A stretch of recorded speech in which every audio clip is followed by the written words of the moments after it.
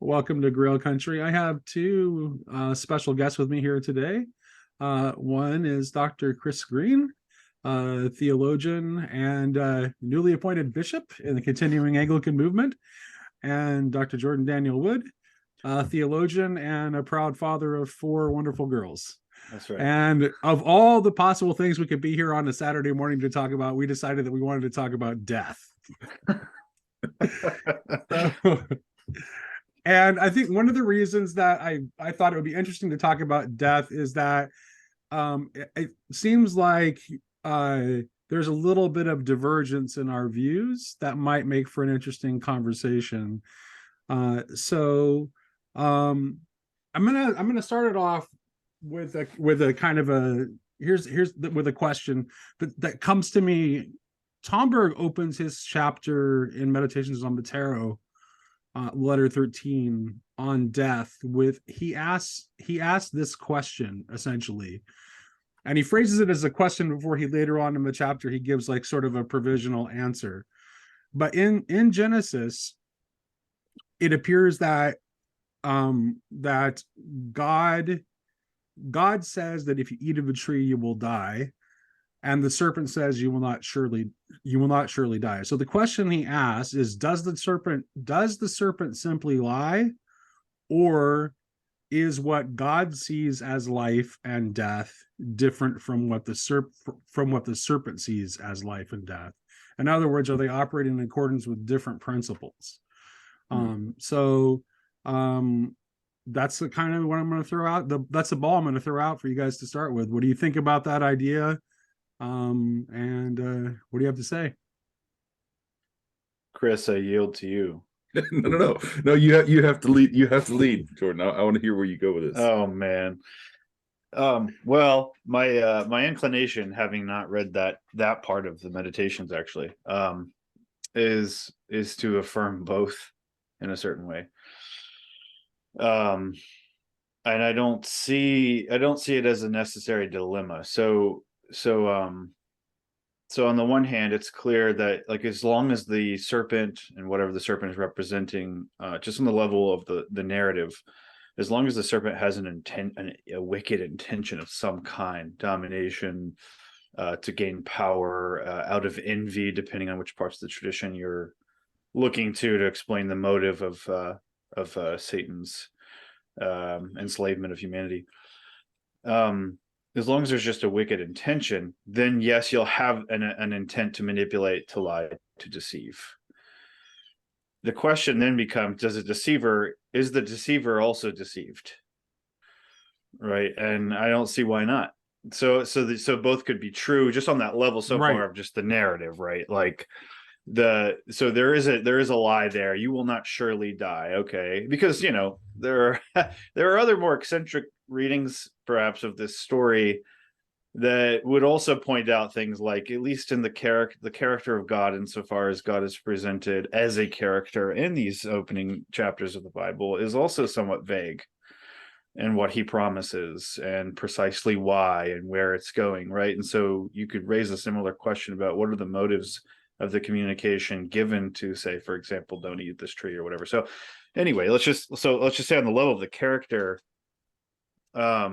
I think both are probably true, almost like in a necessary way, I suppose. So in other words, I'm saying it's probable that they are necessarily linked in that character. So the second part of that would be, not only does that character have some wicked intention, but the very intention that the character has is based already off of a deceived view of the world and of God and of life and of death, etc. And so this is going to get at something that I suspect will be a theme in our conversation, which is the many reasons why death is inherently ambivalent for the Christian. And there's tons of layers to that. Mm-hmm. But this is one layer, I think. One layer would be in the one who brings about, so to speak, death. And I know we're still speaking on the level of symbols and narrative at this point. In the very one, you already have the ambiguity of being deceived as a deceiver. So where does this lead? I think, well, it seems possible to me that the serpent could be saying, you will not surely die, and intend one thing, but also be deceived about what surely die means. And one thing I'd want to say is that they might say you're not surely going to die, in the sense that they know something will happen catastrophic as a result of breaking the command, which will rupture or have sort of generic like repercussions for the entire being of Adam and Eve. But the serpent also might not know that the death to come as a result, like exactly what it's like, and whether or not, say for example, that's a final destruction of Adam and Eve, or if there's some sort of transition or potential.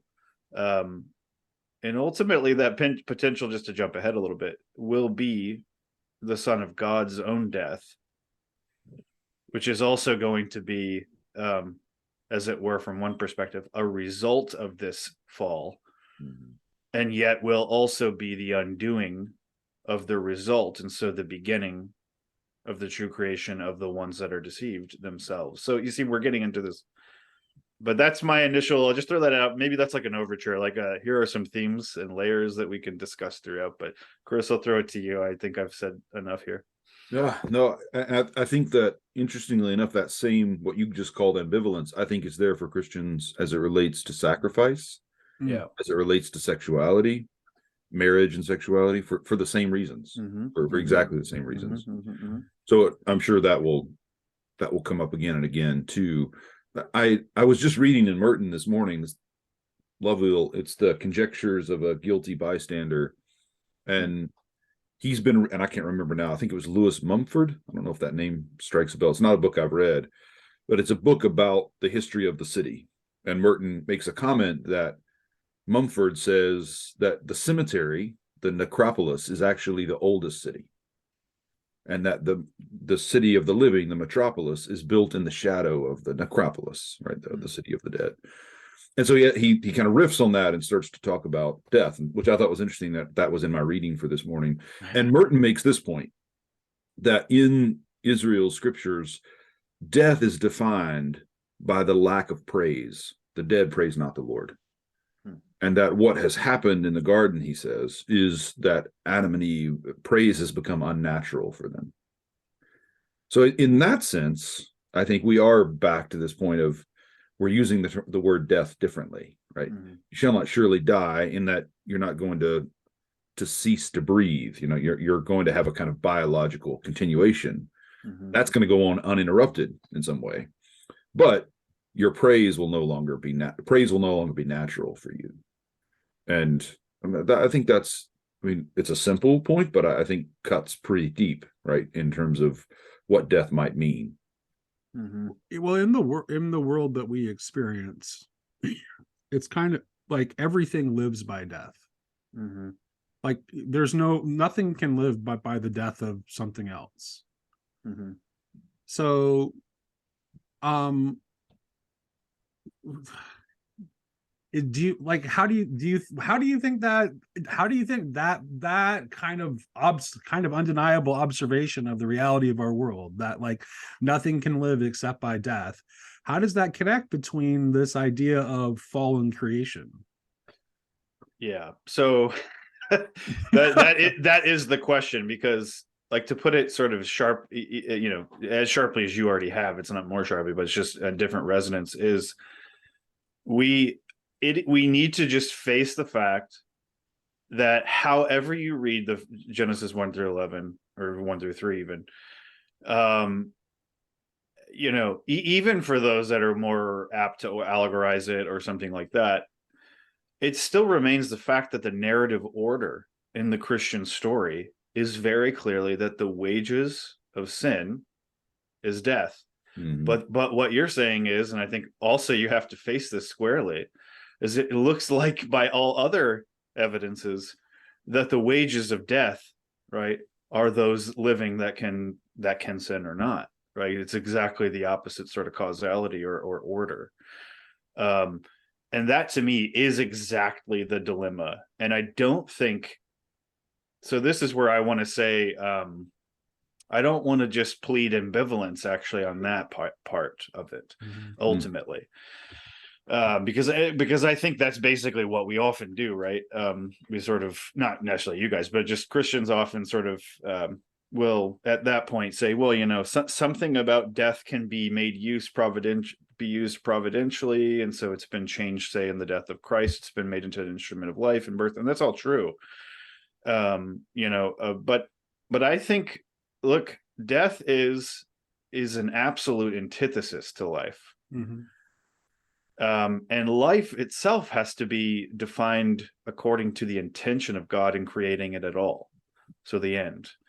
And this is where I think there really is no room for a sort of ambivalent tension eschatologically, and for me, therefore protologically, therefore eternally. And so I think you do have to, I would want to, I should say, I would want to follow something more like, I get this a little bit in the book, the Maximus book, especially in chapter 4, as you guys are familiar with that. But I do think you have to follow Gregory of Nyssa and Maximus, especially the way that, at least as I understand him, you do have to come to some kind of realization that Adam and the world fell, quote, at the very moment it came into being, or together with coming into existence, which is less an ontological, like an abstract point about what life requires essentially in order to persist. It's more a point about like a phenomenological point about how the world, as you said, Nate, right, as we experience it right now, as we see it, both in the record, fossil record, in the record of cosmic evolution, in planetary evolution, species evolution, and everything, even just in daily life, everything looks like it depends on the death of life in order for life to persist. There is one notable exception to this, and Tomberg often will return to this to kind of illustrate some of the things he's trying to talk about, and that is the plant kingdom. Because plants actually just consume like water and light directly. They're essentially the only living things whose continued life does not depend on the destruction of some other living thing. Which is, I think, why he points to plants as like illustrative of the principle of spiritual evolution, of cooperation for existence, as opposed to the survival of the fittest. And it's also interesting, Christ says, I am the vine, and the elements of the Eucharist both come from the plant kingdom.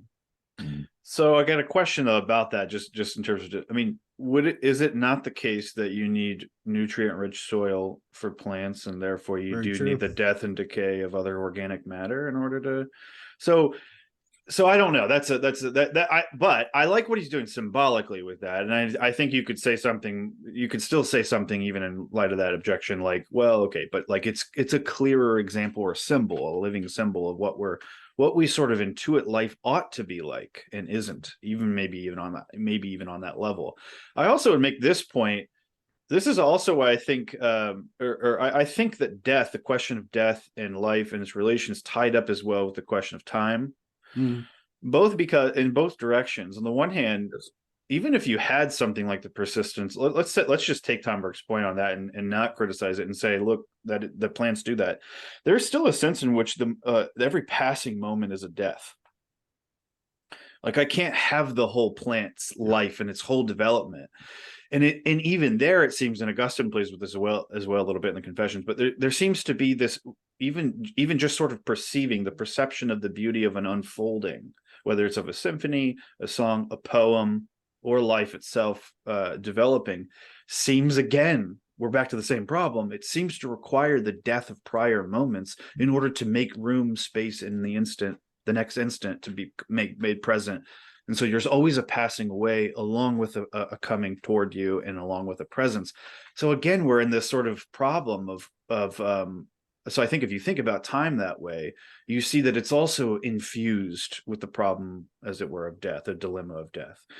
And then of course it's obvious the other direction. Death sort of is a marker, a finite, abrupt and brute marker in time of the cessation of life, and you can speak of before and after, right, etc. So, but these are variations of the same tension, I think. And so I want to ultimately say, and I'm gonna pass over to Chris.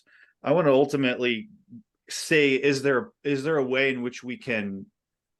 So I'll just say this: there's two criteria that I'm thinking about, and want to, whatever else I say, I want to kind of, I want these to be upheld from my perspective. One, that there's no absolute brokering between death and life. I don't want a kind of truce. I don't want a symbiotic, whatever, eschatologically. Yeah. I think there could be something else to be said about, the emergence and the appearing of finite creatures on their way to divinity, etc. But nevertheless, I think it's true that God did not create death, right, as it says in Wisdom. Yeah, absolutely. So there's one criterion.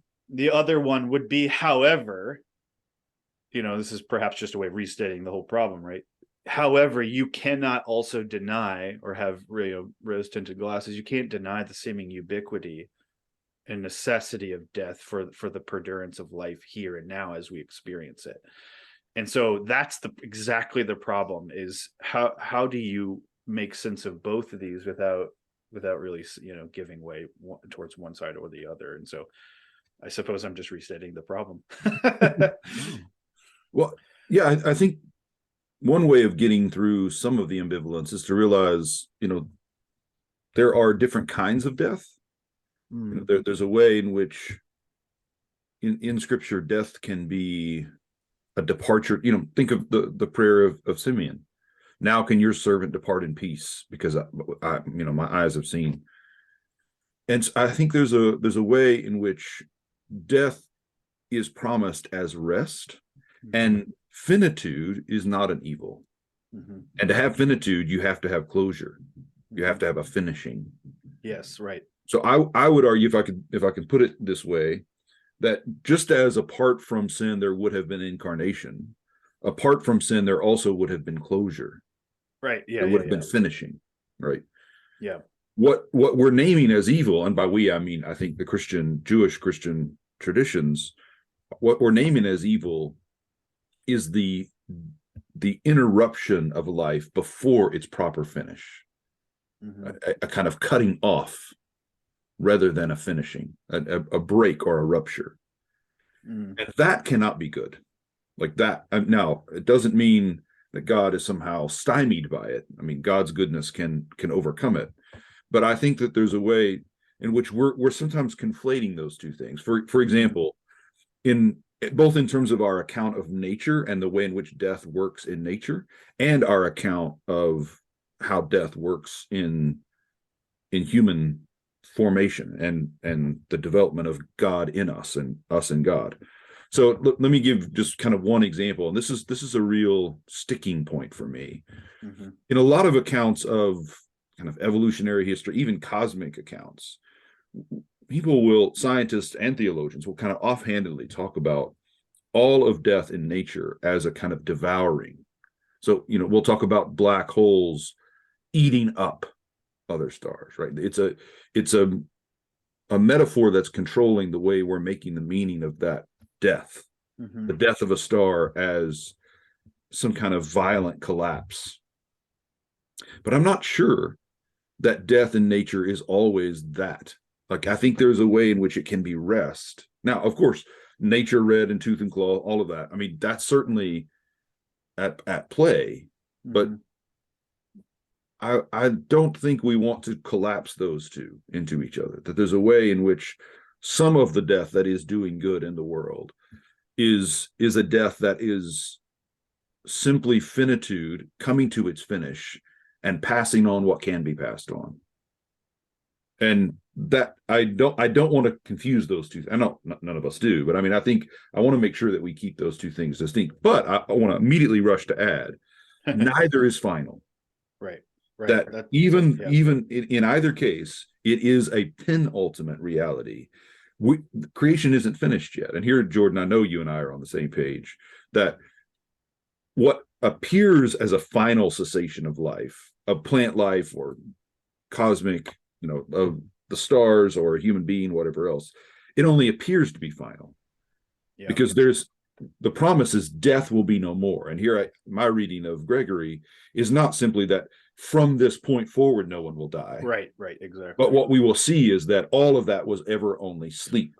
So, yeah, no, that's excellent, Chris. Which kind of ties to Jordan's earlier point about time, because seeing things that way is completely dependent upon seeing time as an arrow that just moves. Yes, this is exactly, Nate. That's exactly what was. So I think we're reaching actually a deep harmony on this, because there's two things I want to say to what you just said, Chris, which was really, really good. One is, it strikes me then, based on what you said, it strikes me that it's interesting that I think at least a lot of people, including myself, you think of the story of grasping for the fruit of the tree, and I think it's so easy to read that as grasping for divinity. Mm-hmm. Mm-hmm. What if it's also, or just as much, grasping for your own finitude? Mm. I understand that's not the way like Saint Irenaeus read it and so on. I mean, and he makes a bigger point about the haste with which, the promise was actually given by God himself first, that you will become like me. So again, the serpent is not wrong entirely, but he's also deceiving, etc. But I wonder if there's an additional meaning or a just as valid meaning to this, where you think it's precisely because you already misapprehend what it means to be divine. You already are deceived about what true divinity is like, and say you're thinking of it as simply the not being finite, the negation of everything you are.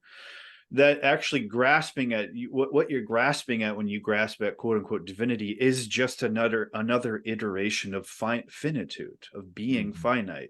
Yeah. And so you're grasping really at yourself, in your own solidity and isolation and boundedness, because you think there's no other way to shore up and secure your identity and your persistence through whatever transition or change comes about, even naturally good ones. So I like what you're saying. So that's one point, is I like what you're saying about, it's almost like we want to say something like this, or perhaps I should just say I do, and you can tell me if this is, but death, whatever else we say about it, it's still a sign of something that is not itself evil. That's right. But what it is a sign of is, I think, deification. Mm-hmm. Right, where it's the becoming infinite, the surpassing of finitude as such. That's right. And yet that does still mean that there is and this is kind of the second point, and I'll throw it back to you guys. Thinking it through all the way, though, not just pastorally or pragmatically, although I think you eventually have to return to that and recontextualize all that. But just at this point, what I would say is, we don't see the actual true progression from finitude. We don't see the fullness of deification in this life, or you do in certain cracks or moments or whatever, and fleetingly. And instead, all we do is see the brute boundedness, the sheer finitude, or what I call in the book, sort of cheekily, but actually I mean it pretty seriously, I suppose, pure nature, right? Yeah. which is just brute boundary and difference, and I am what I am precisely by not being what you are, who you are, etc. In sort of this atomistic way. But I think then going back to Nate's point about the time thing, what's so interesting about this perspective is that if you're truly transitioning or being deified to something that like you're existentially becoming more than you are essentially. That is to say, you are becoming, I would say, by grace, by God's act through his own incarnation, you're becoming deified.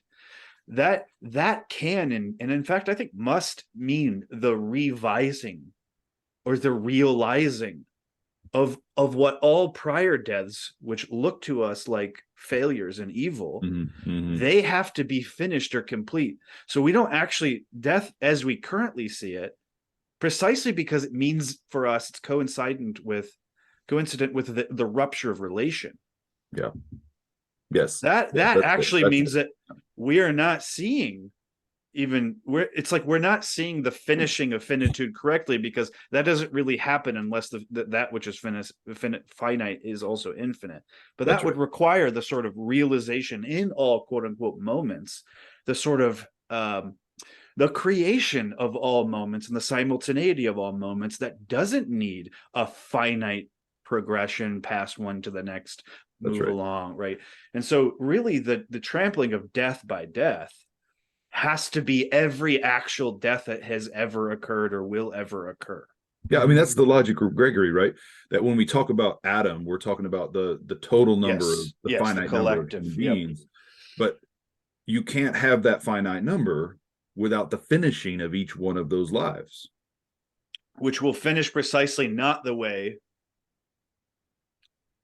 finite things considered as such finish. Yeah. So where this hit me, like, was recognizing, and Jensen and Ron were my teachers here, that the resurrection is not something that happens after Jesus dies, but happens to the one man, Jesus, who had lived this entire life. Right? Resurrection is not, so if I'm teaching it, draw a line on the board. The resurrection is not another dot that makes that finitude longer. Yes. Right? That extends the finitude out further into the emptiness.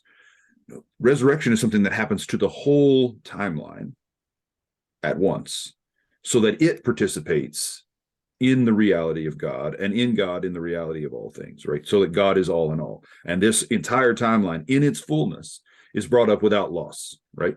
Mm-hmm. Which is why, like, if you think of it, to bring it back for a moment to something close to my heart, like with seeing my children grow is in every moment wonderful and despairing. I mean, it's painful because I'm losing that child as I gain another one, right? Every day, right? And yet for that child to be resurrected is for me to receive that child in her or his fullness, the infant, the toddler, the child, the teenager, the adult, the old man or old woman. Like the resurrected Clive or Emery or Zoe is there in personal fullness, filled up with the whole life of God. And so that is what I mean when I say, there has to be a finish, because for this to be a person that's identifiable, that life has to be lived to its end, right? But when it's ended, then God can and does act upon it in such a way that end is not a break in our relationship, right? But then that entire person now is relating not only to me, but relating to God, and in God to all things. I mean, that to me, that's the hope. That is the hope of the gospel right there, right? That none of these finite, from Adam and Eve and Cain and Abel right up to my children, all the human beings who will ever exist, right? Including those that die in the womb or die at birth, or whose lives are cut off before the end, as well as those who, like Simeon, depart in peace. Like, they will be given the kind of life that makes their finitude full, right? Gives their finitude fullness, not by extending it out. That, I think that, if I'm hearing you right, Jordan, that's what sin wants us to want. That's what evil wants us to want. It's the deception. It is the primordial deception that there's no other way.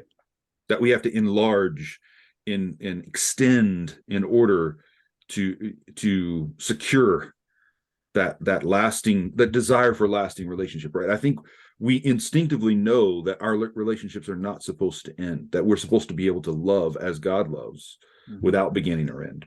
I think we feel that and know that, and I think that's right. But then evil tricks us into thinking, oh, the only way you can do that is establishing a center of power, or extending your power so that all of your enemies are defeated, and in that way securing. But part of just one more thing really quickly, another reason that I think death is ambivalent for Christians is that God's life is not the life that takes up space. Right? God is beyond being. So I think God is the God of life, not death. God makes life and not death. Life is made in God. God is lively and life-giving. He's a life-giving spirit, right, in the language of 1 Corinthians 15. But God is not a being among beings. And God does not have life in the way that we have life. So the more like God we become, paradoxically, there is a way in which we are coming to share in God's beyond beingness. Yeah. And that too is a kind of, and I think this is why humility for Jesus is natural, and why might we be able to say because of contemplating Christ, that God's life is resurrection. Well, Paul says something like that, right? That the Spirit is the spirit of resurrection, Romans 1. So I think something like that, that whatever resurrection is God happening to finitude. Right. Mm-hmm. God in full is happening. And resurrection is is interesting because there's a non-duality to resurrection, right? Because resurrection, the idea of resurrection includes the idea of both death and life. And for us to even for us to even be here and having this conversation, the fall is a prerequisite for that, because otherwise we would not have fallen into duality, and we wouldn't even be able to make this life-death distinction. So resurrection is pointing us towards something which actually contains both death and life. Right. And so, but is life. right. And so that's I suppose the question is, does our experience of God as resurrection even have an effect of retroactively helping us see what the death that it includes actually is? And I think it does. And what it would be is kind of back to that quote unquote true death, which is not actually a death at all. Right. What it is a transition to infinity, which preserves the finite. That is actually what shows it to be all the more infinite, etc. Right. So that dynamic of incarnation, the Maximus Ambiguum 5, he showed himself to be all the more beyond being precisely by entering essentially into being. And that's a Gregory of Nyssa thing. Is really, I think it's a Christian thing. It's a 2 Corinthians 8:9. Yes, that's right. So I think resurrection is brilliant in that way, and I think what we're getting at is we simply, it's sort of that, I've been posting a little bit about Scotus and Thomas, and the whether or not the incarnation is a result of the fall, the motive of the incarnation. And I think both of them, have issues I'd want to criticize. But on this point, I would just say, I think we are sort of reflexively Thomist, a lot of us, even though it's not. I don't think it's reflectively, but reflexively, where you just think, oh yeah, resurrection is a response to death as we know it, and the assumption is I know what both of those things are. I know what it means to be dead, and I know what it means, therefore, to be resurrected. And I kind of think, well, the true resurrection probably means you don't even know what it means to be dead. So yeah, I think Nate, I think so. Then in that way, we can say, yes, he is just the resurrection and the life, as he says in John. Well, I think this also goes back to, again, it comes in it's the question is what dies. I think we don't understand, that's how we get confused by it. It's we're afraid of this character that we play in our heads, in our day-to-day lives. We're afraid of that ending, and we think that's what we are. Yeah. And yes. So we're identifying, it's not what we are. We're identifying with not just our finitude abstractly, but even very specific, actual finite pictures of ourselves or identities. And this, I think something else I was going to say, but I don't think it'll be useful. I think it's interesting to think. So what would it be like? And is it not the case that, say, the Eucharist, or in Romans 6, when back to something you said earlier, Chris, that it's not just that Christ has been raised from the dead once in history, but actually it's also the case that when we are resurrected, we are, quote, outgrowths of his resurrection. Yeah, almost like he's also resurrecting and will be resurrected, though he's already been raised. Yeah. And so already, look, we're getting a hint of something here. We're getting a hint of transcending time. This resurrection transcends time. Okay. Yes. But then you get further and you say, okay, well, let's think about the Eucharist then. Here, what we have is a reception and consumption that doesn't depend on death.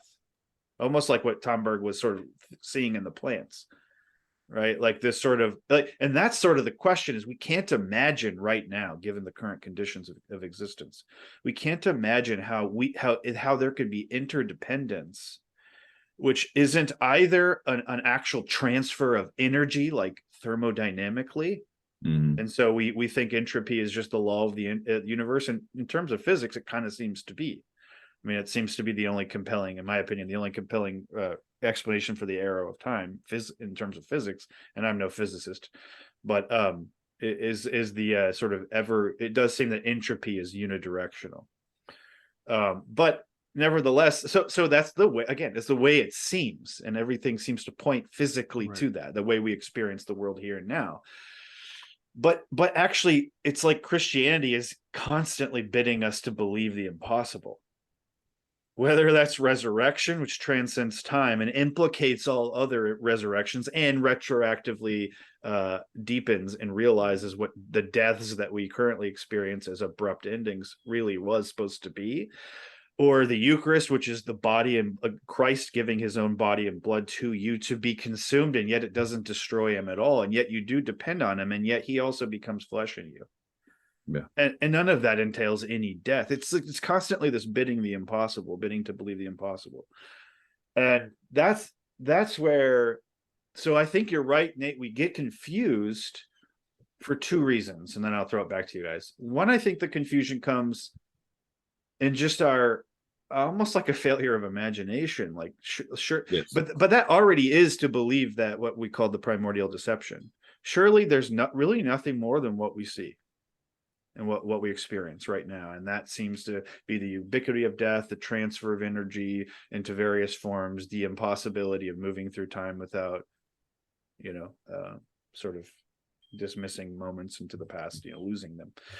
But then the second reason, I think, and I've said this to Chris and I've talked about this before as well, is it's interesting because simultaneous with that, I think accepting the world as it is and inability to imagine anything at all beyond the laws that we currently perceive is a sort of simultaneous personification or reification of death in itself. Yeah. Yes. Yeah.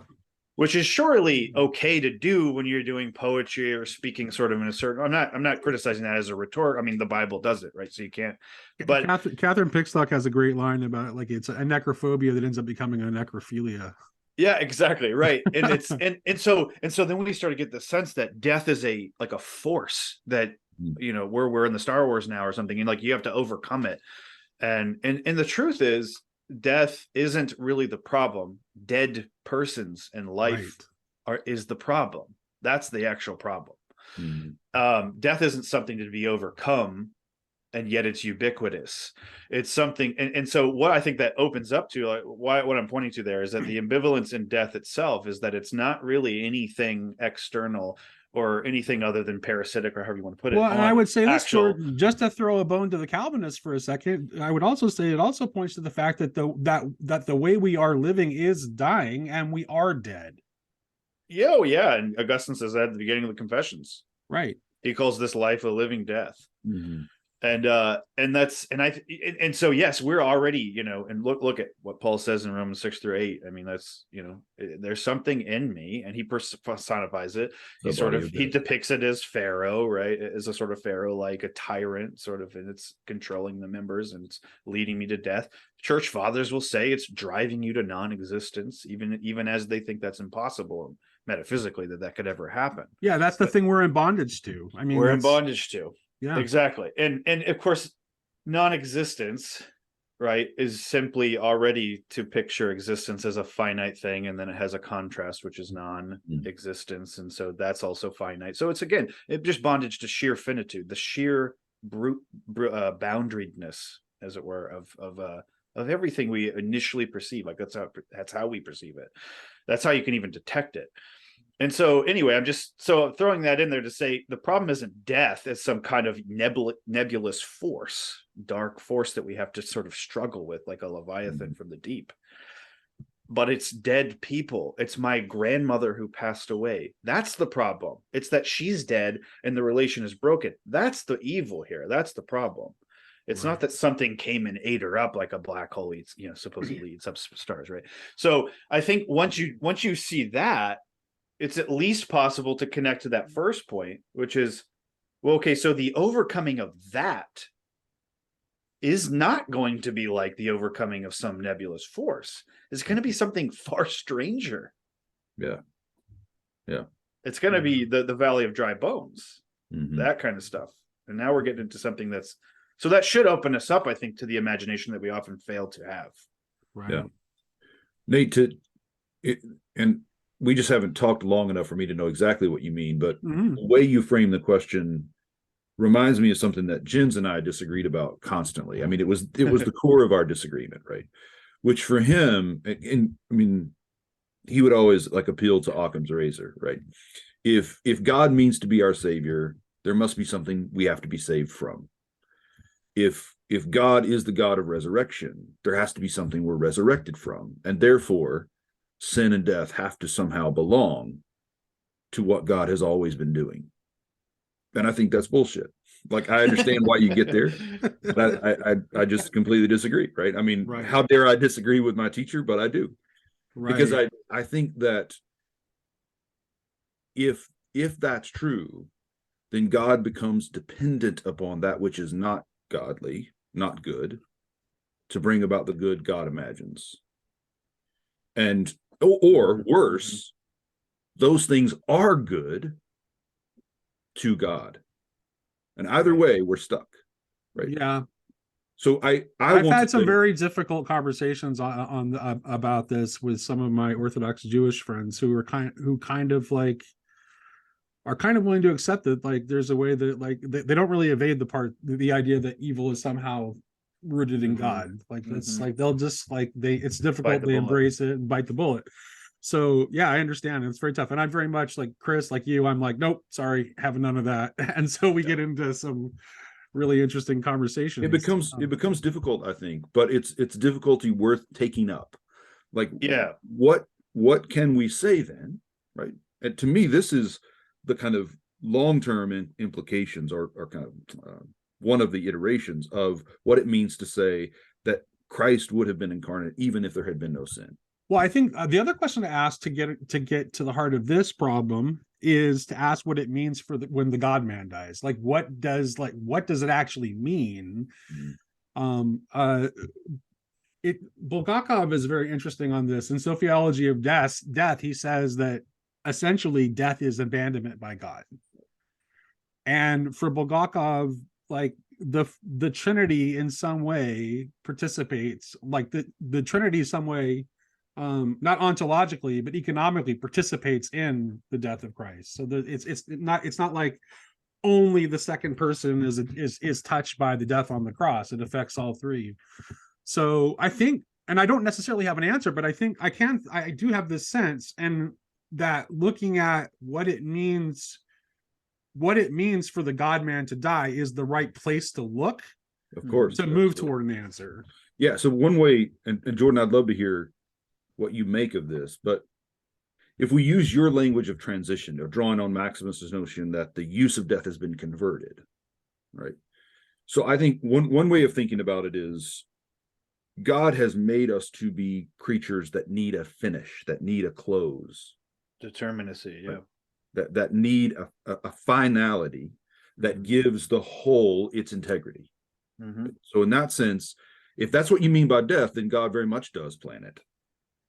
Right, because God plans finitude, right, and as a good, right. Now, I'm thinking what we're naming by death is the cutting off of that creature before it finishes, right, and then the separation of that creature from other creatures. Well, symbolically, death holding aside really reinforces that what exactly just said, the cutting off. Like, that's why we have that image of death symbolically. I think so, but I think what I want to say first is I think God means us to live lives that end that are like, and some of this I learned from my grandparents. Both my mom's father and my mom's mom, very close with them. Nan and Paws, they were to me, and they were. I mean, of course, I ache that they're not with me, but they died with no unfinished business. Mm-hmm. They really did live full lives. That when I think back, I don't think, man. I mean, you probably both saw it. David Hart did a eulogy yesterday in his Substack for his friend Tom McLeish. Yeah, and he shared also what Tom's wife had written about how Tom had been diagnosed with this illness and knew he had just a short time, and he finished his work, and then almost immediately after fell very, very ill and then passed away. But and then he died on the same day that they had, I believe, a grandchild who was born, right? It's almost as if he was able to get done what he needed to get done and transition the family to this moment of new life. Mm-hmm. And then he departed in peace, mm-hmm. right? That, I mean, again, the interruption, the separation they're now going to have and suffer isn't good. Right. But that is what it looks like to have a full life. Complete your work, entrust it to those who are going to carry it on beyond you, call new life into being, and then depart in peace, right? So I say all that to say this, Nate, to your point, and Jordan, weigh in. I'd love to hear your take on it. That what Bulgakov is calling abandonment by God is not so much that as the way of you're taking a step over into relating to God as God relates to God, which we in our finitude cannot help but feel as abandonment, because it's a shift from finitude to infinity. So it's not actual abandonment. It's the abandon of lovers. It's the being carried away into that which is, where and this is again back to why I think death and sex are related to each other. Another reason they're related to each other. That there is the abandonment by God that is erotic. That is, now we are completely carried away into who God is. And we've forgotten ourselves in that sense, but not because God is suddenly cut us off. That's the whole problem with death. God is overcoming. Mm-hmm. It's not a cutting off. It's a carrying away. It's a departure. Mm-hmm. It's a rapture, a being caught up into that. And so for me, I want to affirm the problem of death and all. I mean, I want it to be as sharp as it can be, but that only in order to see that the hope that we're promised is not, that somehow God sanctifies that evil as good. Right. Instrumentalizes it in some kind of necessary way. Like this was just written into the fabric of the whole thing. Sorry, it's just what has to happen. And this is why, and again, John Bear and I, I'm disagreeing with all the wrong people. But the way Chris is in rare form today. He's just coming out swinging. So I'm hoping one or both of you will side with me, because I'm feeling rather lonely out here. But well, the next thing I know, you're going to say, "Well, I know Jesus said this, but I mean, let's be honest. He's my teacher." But no, not at all. But I know what Irenaeus says about you kind of need this contrast. Like you need darkness to know light. You need death to know life. I think that it's the wonder of our teacher that he's willing to let our duality have some use, but he doesn't need it. Like God doesn't know things by contrast. Why would we need to know things by contrast? Anyway, now no. I actually, Chris, I can't speak for Nate, but at least for me, I think I'm actually completely on your side on this. There's actually a lot of things that came up when you were saying. I'll try to remember. One thing that came to mind is this. I do think there's a sort of, not necessarily in the way you're using it, Chris, because actually I think I won't presume. Let's just see what you think. But there's a kind of already an inherent ambivalence in the idea of finishing. Mm-hmm. Because you don't know if you finish unless you know the end towards which you're moving. Yeah. So that means, this is why I think it's so critical, and I know this is Maximus's influence on me as always. You can't really, you can't guess what creation's all about. Mm-hmm. Mm-hmm. It isn't evident just by reading it off our experience of the world, both because that's just not enough, and also given the possibility that actually what we experience is something less than creation, something like falling from creation rather than necessarily moving toward it. So for those reasons, we should already be kind of hesitant. But the only reason why we can even speak intelligibly here about these sorts of things and the ambiguities is precisely because the beginning and end has come upon us in these latter times. And that's Christ. And that he is the beginning of all creation. And as he says in Revelation 3, he's the beginning of God's work. He himself is the God-man. So finishing can mean two things then, if that's in that perspective. If our end is deification, which I also resonate with what you said. In other words, it's the truth of creation is just ecstatic love, where ecstasy means precisely going out of what seems to you to be your nature. That's how Maximus discusses it in multiple places. And so I can finish. Really, there's three senses of finishing almost. One is if I have that fixed view in mind that my end is actually to become without end. Yeah. And therefore not bound by the finitude of space, time, or my perception of those right now and through those now. Then that sheds a different light on the finishing of finitude considered as such. Yeah.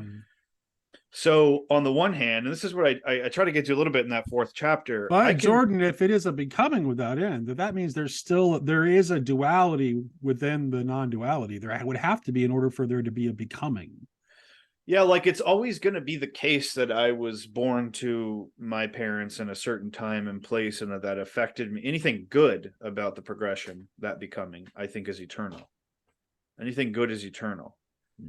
Now, there's other questions about what about things that are not good that formed you as well, and that's, I think, the work of spirituality, which is actually, that's the spiritual work of preparing for the death and the way that we're conceiving it now, etc.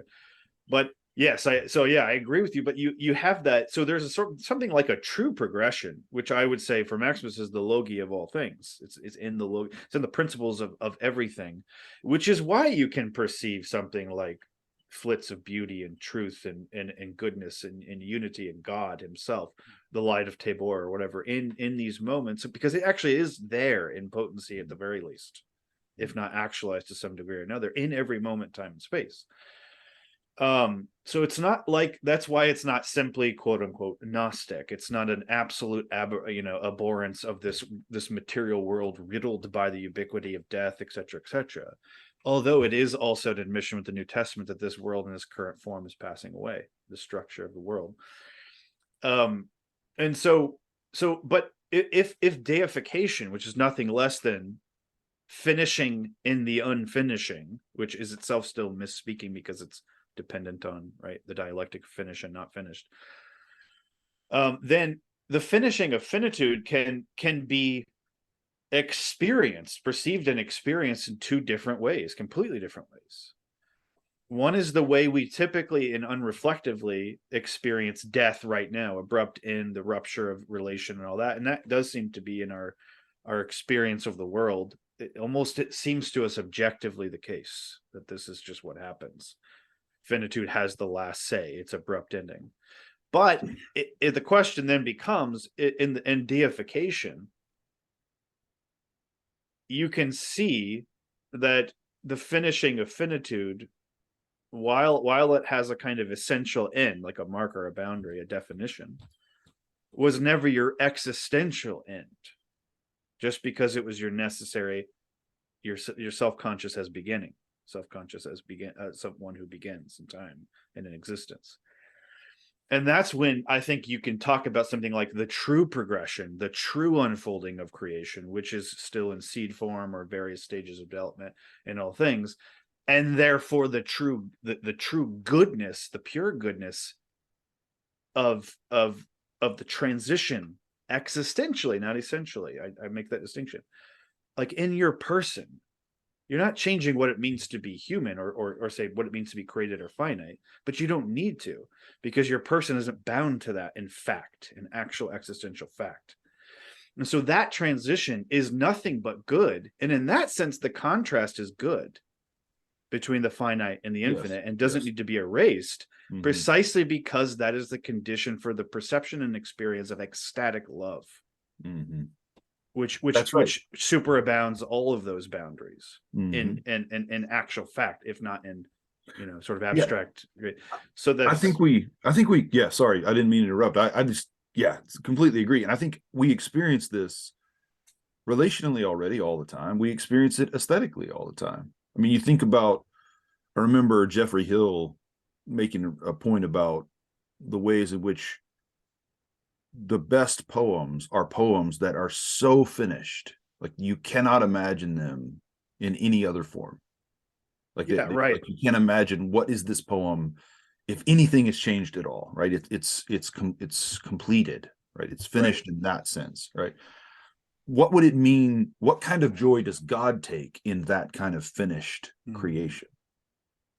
Right? It's endless existentially. It's endless, right? Like there's no way in which God's, let's say God is reading George Herbert, or having George read the prayer poem to him, or love bade me welcome, my soul drew back, right?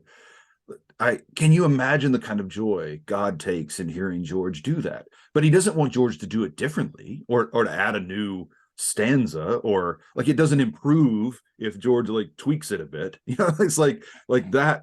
The kind of delight I have when my kids brought their first finger paintings to me. I don't want any of that. I mean, my son, my middle son, we're sitting in church one day and he's got a pen and he's drawing, and he holds up this picture to me of 3 crosses with bodies on them and with different facial expressions, and then he just has God written over it, right? And I mean, it's absolutely perfect. I don't want any part of that to be different ever, right? And I had a joy in it then, I have a joy in it now. It's so precious to me, and it will never not be precious to me, right? And all that's going to happen in the abandonment of God that we were talking about a moment ago is that preciousness will multiply, will superabound, right? To use the language you were talking about, Jordan. So, Chris, a question for you though, especially given I've only just begun, but your book on an aesthetic Christology, that all things beautiful. It seems to me like what you're saying when you're giving a kind of read of these experiences and this piece of art, this poem, this this life, this moment with my child or my friend or whoever, it kind of seems like it already depends on your view of what we're discussing, like of death, of the ultimate end, right, of deification.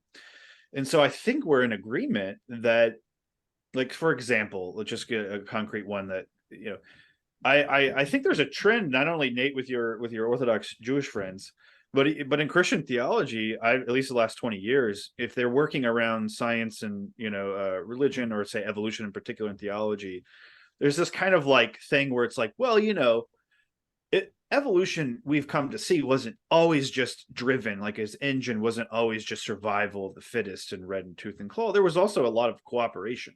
Yeah.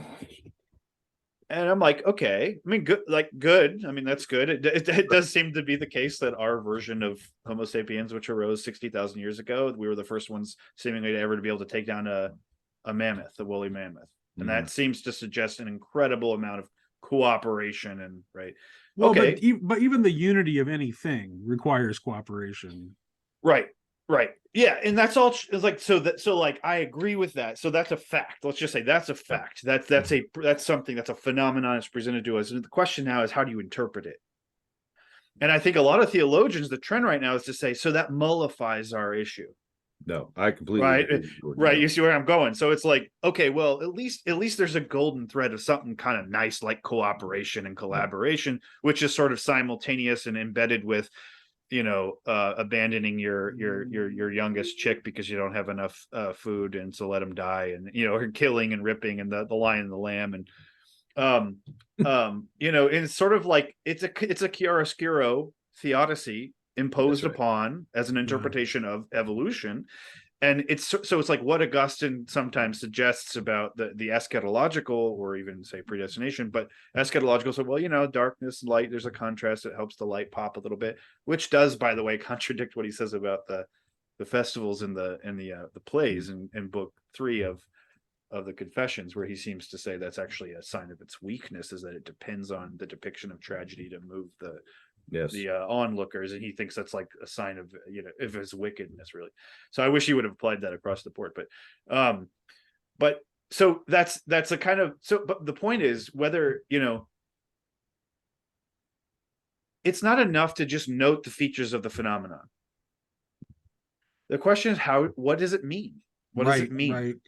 Well, and also, like, if it that seems to be like, there has to be something, like, you make nonsense out of the passion and the idea of the conquest of death by death altogether. If there's not there has to be something that God does not desire about death. Otherwise, you make the entire thing not make any. It becomes incoherent, right? Right. So, and I think you move, like, if you just make it so that death is just only a good and just part of the design, and then you're kind of going, like, you kind of make pretty critical parts of Christian theology like not make much sense at all. But don't you think that maybe I'm just muddled here and don't realize it, but I think that finitude is good. The finishing, the completion that makes finitude meaningful is good. Right. Or gives it its initial meaning. Let me say it like that. The finishing that gives finitude its initial meaning. Right. Not its ultimate meaning, right? But it's kind of initial one. Gives it a register so that we can begin. Yeah. Mm-hmm. That is good and has always been. And God is finite in that way. Right. Right. But death as interruption or disruption or rupture or cutting off or breaking off is not good. And has never been good, and has no purpose in God's plans. It is not useful for God. It's not something God delights in, right? So I think if we keep those two things clear, a lot of this, I think, starts to come into focus, where we realize, okay, that you're muddling those things. I think, like, not you, but those who are calling death. I do have a specific question for Jordan, though. This is actually like a more specific, targeted version of the question I asked earlier. That is kind of like aimed at how you would make sense of it from your point of view, because you see the hypostasis as the thing that unites the two natures of Christ, right? Yeah. If you think that's the point of unity, so then I have to ask the question: when the God-man dies, who dies? Yeah, no, it's the God-man who dies, but he sublates, or that's maybe too idealist. Let's just say he makes death what it's truly a symbol of in the fact of his dying. There you go. Yes. So I don't. So again, it would be to. So this is a great question, Nate, because I think you're right. It gets us to the heart of it. It's a nice way to kind of. It's like a prism here, because look, we're faced again with the same temptation that we've been faced with throughout the whole conversation, or that Christians are faced with generally on these questions. The temptation is this: I have to choose, is he divine or human? Mm-hmm. And not just generically, but this divine, is he that dead guy right there on the tree? Mm-hmm. Or is he more divine? And so what it is that the very duality of Christ's natures tempts us yet again to make everything a duality, an absolute duality, including the very antithesis of life and death. And so that's that's one way to that seeing the truth. And the truth is that the duality is only itself preserved because it's already also overcome. If you want to put it that way, maybe you don't want to put it that way. Just say they are already also actually one in a different way as his person. It's like I say somewhere in the book, like they wouldn't even exist as in their opposition, their supposed opposition, were they not already he himself one. Mm-hmm. And so but the temptation is you just see him and you see two, or you see one, or you see a hybrid, and we're trying to shove these things together on a level that actually you really should see that there's no need to, but that becomes super concrete, like you're saying, in the actual death. Right. And what happens is resurrection, which it seems to me it's like impossible not to see resurrection as some sort of, as a concept, resurrection is some sort of synthesis, because you can't talk about resurrection unless something has died. So here's a really provocative thing I'll throw out there, see what you guys think. This maybe a prerogative just in the Catholic world, I don't know. But I think if you don't think creation is incarnation, you have to valorize death. Mm-hmm. And the reason why I think that is because, like, what I would say, Nate, is like resurrection, the synthesis you're talking about, or we could say Christ person, it's him being dual natured, right? If we wanted to do more Sophiology, we could talk about divine created Sophia, always already in God, however you want to put that. And Bulgakov is happy to actually correlate those Christ's two natures, at least on a few occasions. So, what I can say from my perspective is that all of those things, like the resurrection, is God becoming finite, becoming God. Yes, right. There you go. And that can, right. So that isn't alterable. That is the eternal act of creation. That wouldn't you say that is life? Like from the divine point of view, that is what life is. Well, yes, yeah. I wouldn't quite say it like that, and I want to make just a tinge of a distinction here. That's at least for the sake of winning my argument with Jens and John Bear. Like Jesus says, in John, I am the resurrection and the life. Right. I think that distinction matters, and here's why I think it matters. I think resurrection is the name we give to life, that we give to life because of how we experience death. Right. Yeah. Right. It could have been otherwise. So let's go back to the counterfactual, right?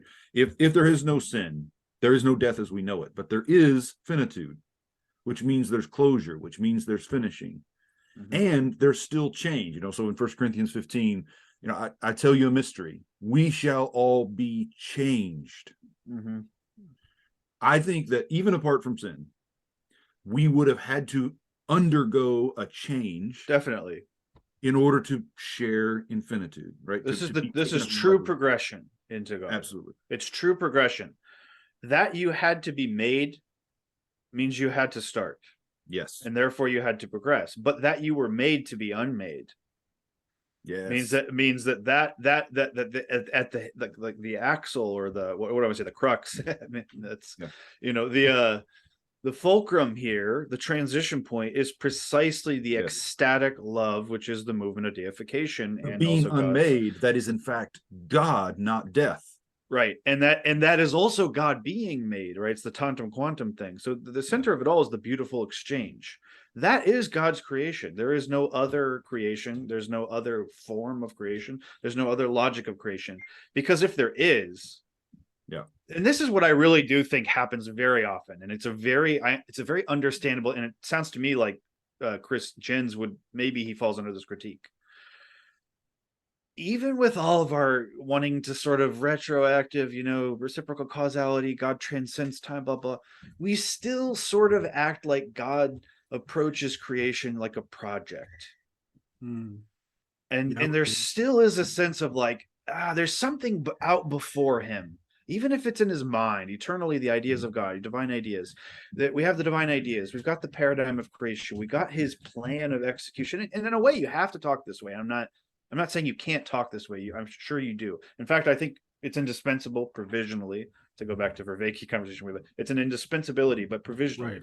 Right. So sure, we got to do that. But I kind of think it stalls out there for a lot of people, even sort of in an unreflective way. Because like if Jin says something like, well, if he is sort of always, the resurrection and the liberation, what is it from? It's from death, it's from sin. So in a sense, it's built in, it's a feature, not a bug. And I'm kind of like, well, that actually still presumes a sort of absolute seriality to the project of creation that I simply think understanding creation as incarnation necessarily undoes. Yes. Well, because it's, again, and I think Jen's actually, like Augustine, he has his moments of clarity about that, in which he will say, that the eschaton, just like the resurrection of Jesus, is not something that happened after Jesus died. So the eschaton is not something that happens after cosmic death. Right. The coming of Jesus is something that happens to all things simultaneously. It's something that happens to time itself. It is parousia. It is that. Absolutely. So I think when Jens knows that, I think part of what he's doing is that his instinct to say, keep it as sharp as you can. Like, keep the emphasis on the gospel is the story of this man dying for our sins and being raised to life, right? And I mean, yeah, bravo. Like, there's a certain kind of aesthetic pleasingness to keeping things that simple, but morally I rebel against that, because I don't ever want to suggest or to leave on the table at all that somehow God calls evil good, or that God is dependent upon evil to bring about a good that is otherwise impossible. Right. And that, but I do want to say finitude is good, but finitude must be changed, apart whether there's sin or not. And this is the thing. What would the name be for creatures who depart and are changed, but are not dying in the way that we know it?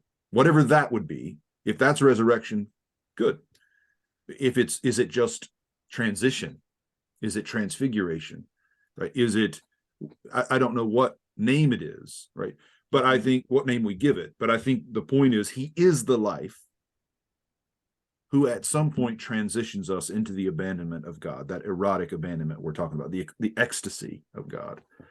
And that's true with or without sin. I mean, I think that's what's happening to, our children who die in the womb. Yeah.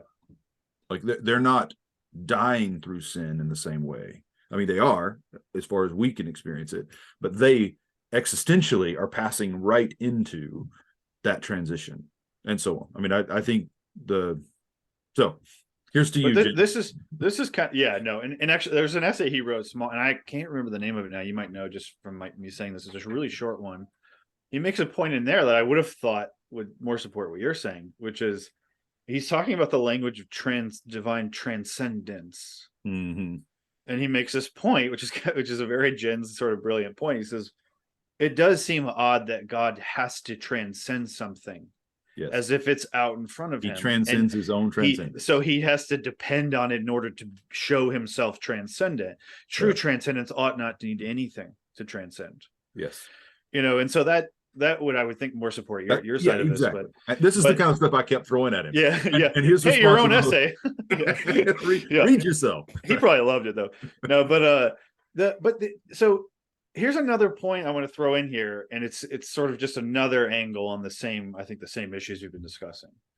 One of the most, I think, interesting controversies in church history that is often sort of overlooked, sadly, I think, is the Ophthartodocetist controversy, which is 6th, 7th century. And here's the I won't get into why they're called that, but let's just say one side was saying if Christ from birth really is divine, then he ought to be incorruptible.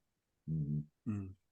Because, in other words, he ought to be fully I mean, what does it mean to be fully God and fully human, but you're not like fully deified? So shouldn't you have the properties of like incorruptibility, indestructibility? And so that was their position, was actually the body of Christ was indestructible and incorruptible from the start, from conception. Mm-hmm. And people like Maximus or the Neo-Chalcedonians, first of all, that's like, the Nestorian sort of side is like, see, look, this is what happens when you go whole hog on this unity of Christ and the oneness of Christ, because now all of a sudden it's being absorbed. Even his humanity is being absorbed from their perspective into divinity on the level. He can't even really die right now because he's just deified. What I find so fascinating about this, and why I think it's something that's overlooked and shouldn't be, is it gets it's a whole, you wouldn't think it, but it's getting exactly at everything we've been talking about. That's exactly right. Yeah. Because the question is not just why does Christ have to go through a process? Because that's clear. He grew in wisdom and stature. Mm-hmm. But why is it that what seems to us, and this is my point, what seems to us the beginning of his process already includes the consequence of a process that isn't even a consequence of his, namely corruptibility of the flesh. Yeah. The wages of sin is death, and therefore mortality and corruptibility.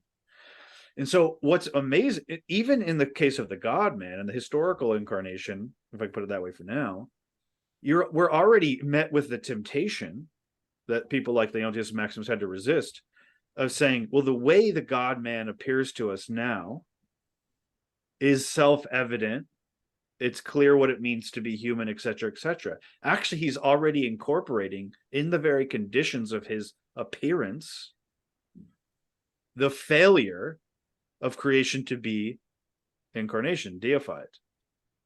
And so his process is also marked by the character of the failure of process, the true process. See what I'm saying? Mm-hmm. And so he goes into death, he finishes the false process, and that very unfolding is simultaneously the rectification or the perfection or realization of the true process. And what our temptation is just to elide them from the start. Yeah. And what I want to say ultimately then is that's also true when we are surveying what we take to be the unfolding of the cosmos and creation as we see it now, including the ubiquity of death. It leads to wild things, but there you go. One quick note, Nate, you can weigh in here, but there's this astonishing line in one of Teresa's letters to one of the bishops that she's serving as confessor for, in which she refers to the incarnation as God annihilating himself. God annihilates himself. And I've written some about this. What could that possibly mean, right? What in the world could she have in mind? But if you read the letter, her point to her bishop is that all of the dryness he's experiencing in prayer is a result of his lack of humility, which I love the thought of this woman writing to this medieval bishop to say, like, your problem, man, is you're arrogant, right? Like you're a bit of a jerk. And so she commends him to silence. And that's where she draws on the incarnation as God annihilating himself. And I think part of what we're seeing here, the reason that the answer to the problem is precisely because he's deified. He does not have to insist on anything. He can accept change as gift. He can lay down his life. No one takes my life from me. I lay it down. It's an act of humility. What you have there is when finitude is fully infinitized, when humanity is fully deified, it's perfectly humble. It doesn't grasp at anything. Mm-hmm. And because of that, he can depart and go and obey his parents. Because of that, he can fall asleep. Because of that, he can receive gifts, but he doesn't have to eat. I won't turn stones to bread. Well, because God is not a monadic self, but a trinity, isn't that just like God's default mode? Absolutely. 100%. Yeah. And that's why to us that looks like annihilation. Right. But to God, it's just he's at peace with himself. So I think that's why she said it that way, is because she was she's talking as a human to another human. Yes. So what God does appear to us to be annihilation, but that's a failure to understand what it is to exist as a trinity. Mm-hmm. Yeah, and what life actually is, which is not grasping, not holding, not clinging, but because life actually is participation in that triune life. Like there's absolutely no other life. Absolutely. So completely. Yeah. And I think that is the perennial. We want two things at once, and we think we can't have them. It's again that failure of imagination. We want determinacy, if I can use that word, and it's a weird word, but like the sense of finishing, like intelligibility. Do things make sense? When things make sense to you, usually you can give a coherent, unified picture. You can draw connections and relations, and that's okay. It makes sense. But the problem is we think that the price we have to pay for determinacy is terminating. Yes, absolutely. Termination. Mm-hmm. Yep. Because how can you make sense of anything unless there are brute boundaries that categorize and keep things clear and organized? Yep. And therefore related. And what I think is great about, I'm saying this because Nate, your point about the Trinity, which obviously if we fully talk this out, we eventually have to get there. And it's one of the things the Trinity does and the incarnation does, I think, for the Christian, is it tells us actually, and I think we could know this actually even apart from like if we just think about our own desires. This is where I might differ from certain voices today. I don't think we just always desire. I don't think our desire simply overextends all the determinate, smaller, lesser goods of the finite world that we want, and therefore that's the sign that we are sort of meant for beyond all of this. Mm-hmm. Actually, what I think I wonder you could possibly be talking about. And I await. I named my opponents, Jordan. And I know I'm a coward. Look, I'm a coward. I have a cardigan on. That's the same one I wear all the time. That's how cowardly I am. I can't even go out and buy anything, But No, it's, and I wait the book. I could be wrong, but it just, what we actually want is we want the beyond to be determinate. Because actually I can't want anything unless I see it as something desirable, but seeing it as desirable is seeing it as determinate. But then seeing it as determinate also is the temptation is to see it as terminating, and therefore dissatisfying, discontent, abrupt end. It's another iteration of death, a sort of death, a failure. Nothing lasts. Everything's transient. And so there's something right about that. So that's why I'm not simply negating his point. You do have to do that. I mean, Augustine's right. They're all right. You have to see that this is insufficient. But the question is it insufficient because that thing is insufficient, or is that thing insufficient because it's not yet? It's not finished. It's not finished as infinite and determinate at the same time. And those are the things we don't think is possible. How can something be determinate and yet without bounds? Well, behold the God-man. There you go. Yes, absolutely. All right. You're preaching now. I'm ready. I'm ready for the altar. Let's we'll have to talk again sometime, but let's call that a wrap for now. Thank you for joining me today. Thanks for talking to you.